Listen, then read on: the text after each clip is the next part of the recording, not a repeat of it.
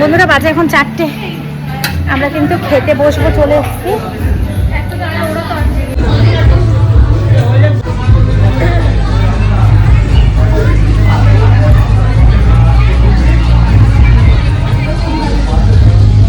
এই মিষ্টি মেয়েটার খোঁজ কিন্তু আমি এসে পরে নিয়েছি যে এই মেয়েটা হচ্ছে আমার মেয়ের মতন, কারণ আমার ছেলে আর এই মেয়েটা একসঙ্গে পড়ে। ঠিক আছে, অনেকদিন পর দেখা হলো। হ্যাঁ হ্যাঁ, ভালো আছিস?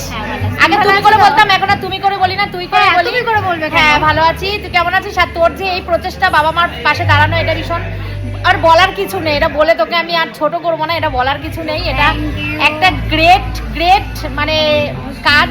মা বাবা এরকম সন্তান পেয়ে সত্যি মা বাবা খুব গর্বিত হয়। ভীষণ ভালো লাগলো, জীবনে আরো অনেক উন্নতি কর, অনেক এগিয়ে যা। আমার ছোট্ট একদম আমার শান্টুর বোন, মানে শান্টুর বয়সী মানে আমার মেয়েরই সমান। আবারও বলছি, অনেক অনেক আশীর্বাদ, অনেক অনেক ভালোবাসা। Thank you so much. আর মা বাবার জন্য ভেবেছিস তোর তো ভালো হবেই, কারণ ভগবান তো তোর মঙ্গল অনেক ভাবেই করবে, তাই না? আজকে তো অন্নপূর্ণা শাড়িঘরের গ্র্যান্ড ওপেনিং ছিল, যেটা হচ্ছে শান্তিপুর ব্রাঞ্চ। আজকে ওপেনিং হলো, সেই ভিডিও তো তোমরা অনেক অনেক অনেক দেখে নিয়েছো। তো খাওয়া দাওয়াটা দেখোনি তোমরা? হ্যাঁ, খাওয়া দাওয়াটা কি করেছিলাম আমরা সেটাই তোমাদেরকে দেখো। রিমিকে কি ভালো লাগছে, ভীষণ সুন্দর লাগছে রিমিকে, এত সুন্দর লাগছে। এমনিতে রিমি খুব মিষ্টি, তার মধ্যে আরও বেশি ভালো লাগছে শাড়িটা পরে। যাই হোক, চলো খেতে বসেছি। পাতে দেখো পড়ে গেছে লেবু, তারপরে দিয়েছে হচ্ছে নুন, যেমন দেয় আজকে আর কি, লেবু নুন জল অ্যাজুয়ালি যেমন দেয় সেরকমই। তো তারপরে দিয়েছে ভাত। ঠিক আছে, চলো ভাত পড়ে গেছে, ভাত দিয়েছে, তারপরে দিয়েছে হচ্ছে ঘন ঘন করে পনির, ফুলকপি, কাজু, কিশমিশ সব দিয়ে ঘন ঘন করে মুগ ডাল। ওফ, ডালটা যে কি ভালো হয়েছিল বন্ধুরা। এখন আমি ভয়েস দিতে বসেছি তো এখনই আমার জিভ দিয়ে জল বেরাচ্ছে যে ডালটার জন্য। লেবু একটু চিপে নিলাম, সাথে দিয়েছে আলুর চিপস। এখানে যদি ঝুড়ি ঝুড়ি আলু ভাজা দিতে বিষয়টা পুরো ফাটাফাটি হয়ে যেত আর কি। যাই হোক, চিপসেও ব্যাপারটা মন্দ হয়নি। তো আলুর চিপস দিয়ে সহযোগে এক গরস ভাত মুখের মধ্যে টপাস করে পুড়ে দিলাম। টপাস করে পুড়ে দিয়ে তারপর বসে আছি। এরপরে কি আসবে? এরপরে এসছে হচ্ছে পটল চিংড়ি। আহা হা হা, কি সুন্দর টেস্ট। আর আমার পাতে জানো তো বড় বড় দুটো চিংড়ি মাছ পড়েছিল। কিন্তু দুঃখের বিষয় একটাই, সবজির মধ্যে পটল খেতে আমি এত ভালোবাসি, পটল চিংড়ি, কিন্তু আমার পাতে জানো তো একটাও পটল পড়েনি। আলু পড়েছে সব, একটাও পটল পড়েনি। চিংড়ি পড়েছে, এ দেখো দেখো চিংড়ি, দেখেছো চিংড়িটা কি টেস্টি খেতে, কি বড় মাছটা, কিন্তু পটলটা পড়লে না খুব ভাল লাগতো।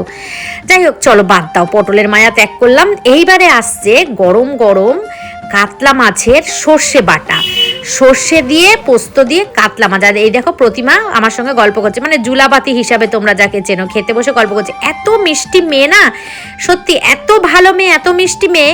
ওর সঙ্গে আমার সেকেন্ড টাইম দেখা হলো, মনে হয় যেন ওর সঙ্গে আমার কত পূর্ব পরিচিত। আর ও ঠিক সেম এই একই কথাটা কিন্তু আমাকে বলে, জানো তো দিদি, তোমাকে দেখে মনে হয় তুমি আমার কত দিনের পরিচিত, তুমি আমার নিজের দিদি, এরকম করে বলে। যাই হোক, খুব ভালো মেয়ে, ভীষণই ভালো মেয়ে অ্যাকচুয়ালি। না থাকে কথাটা বলবো না, কি আবার মনে করবে তোমরা, থাক। চলো, আমি কিন্তু কি সুন্দর করে মাছটা দেখেছো তো, একটা কামড় দিয়ে দিয়েছি। আর মাছটা না খুব ফ্রেশ ছিল, একদম ফ্রেশ ছিল। তো একটুখানি ভাত আমি নিয়ে নিয়েছি, তোমাদেরকে দেখানো হয়নি, এসেছিল ভাত দিতে, আমি একটুখানি ভাত নিয়ে নিয়েছি। তারপরে আসছে কিন্তু চিকেন কষা না, একটু ঝোল টাইপের। ও তার স্যালাডও দিয়েছিল, স্যালাডটা না দিলে না মাংস খাওয়ার ঠিক মজা আসে না গো। তো স্যালাডটা দিয়েছিল, স্যালাডটাও ভালো ছিল। আমরা পরে আবার পেঁয়াজ চেয়ে নিয়েছিলাম, কিন্তু বেশি না খেতে পাচ্ছি না, কেন বলো তো, অনেক বেলা হয়ে গেছে। এখানে বাজে, আমরা যখন খেতে বসেছি তখন বাজে প্রায় 4:45, 4:30 কি 4:45 এরকম বাজে। তো তার আগে কিন্তু আমাদের অনুষ্ঠানে, মানে সৌমেন ভাই অনুষ্ঠানে কফি পকোড়া এইসব করেছিল আনলিমিটেড, যে যত ইচ্ছা খেতে পারো কফি আর পকোড়া। কিন্তু আমরা অল্পই খেয়েছি, খুব একটা বেশি খাইনি, কারণ আমরা এদিনকে কাজে খুব ব্যস্ত ছিলাম। অনেক কাজ করেছি, অনেক ভিডিও করেছি, তোমরা সব ভিডিও এতদিনে দেখে ফেলেছো। আমি শুধু খাবার ভিডিওটা লাস্টে শেয়ার করছি। আর এদিকে যে দুজন বসেছে, এইটা কিন্তু সুমির কাকার মেয়ে মৌসুমি। আর ওদিকে যে দুজন বসে, সৌমেন ভাই চলে এসেছে, বলছে দিদি ভালো করে খাও। কিন্তু ভীষণ ভালো, সৌমেন ভাই আমাকে ভীষণ রেসপেক্ট করে দিদি বলে, আর ভালোবাসে। উজ্জ্বলের দিদি বলে কথা না, আর যেটা বলছিলাম সেটা হচ্ছে যে সুমির বোনের ছোট বোনের বর আর ছোট বোন কিন্তু ওদিকে বসেছে, এই যে সোনালি আর সোনালির বর, এটা কিন্তু সুমির নিজের বোন। আর উল্টো দিকে যেটা বসেছে সেটা কাকার মেয়ে। তো ওদের পারিবারিক বন্ধনটা মানে বন্ডিংটা এতই ভালো, কাকার মেয়ে মনে হয় না, মনে হয় নিজেরই বোন। তো পাতে কিন্তু তোমাদের সঙ্গে গল্প করতে করতে চাটনি পড়ে গেছে। উফ, চাটনি থাকলে যে আমার কি ভালো লাগে। তারপরে ছিল পায়েস। মাংসের পাতে একটু চাটনি না থাকলে না বিষয়টা একদম জমে না। সুমিদের বাড়িতে গিয়েও কাকিমাকে আমি বলে রেখেছি, কাকিমা তুমি কিন্তু শনিবার দিন চাটনি করে রাখবে, কারণ সানডেতে তো আমরা মাংস ভাতই খাই। তো কাকিমা চাটনি করে রাখে, এখন সবাই খায়। যাই হোক, চাটনি আর পাঁপড় সহযোগে একটুখানি মুখে পুড়ে দিলাম। তারপরে আসতে হচ্ছে রসগোল্লা। আমি না কোনো অনুষ্ঠানে গিয়ে রসগোল্লা খাই না, কিন্তু এই অনুষ্ঠানে জানি না কেন আমি রসগোল্লাটা খেলাম, ভীষণ ভালো লেগেছে অনুষ্ঠানটা। তো চলো, বাবা এত খেয়েছি না যে উঠতে পারছি না, মুখে কথাও বেরোচ্ছে না। এত ভালো খেয়েছো? বাহ, যে রান্না করেছে তার খুব আনন্দ হবে শুনলে গো। দেখবে রাধুনি যদি খেয়ে প্রশংসা করে খুব খুশি হয় তাহলে। আর রান্না যেমনই হোক প্রশংসা করাটাই ভদ্রলোকের কাজ। একদমই তাই না দিদি? দারুণ হয়েছে না রান্না করে? রান্না করে খাইয়েছে, যে যেমনই করুক না কেন। না, যখন রান্না করে তখন তো এটা অসভ্যরা করে।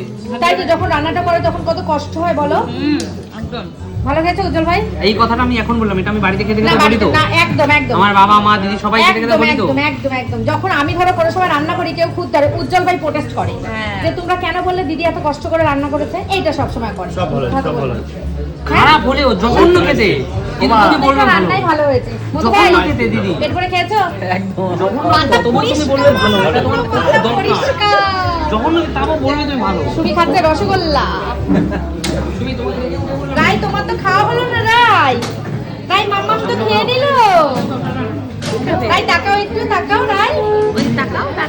হ্যালো।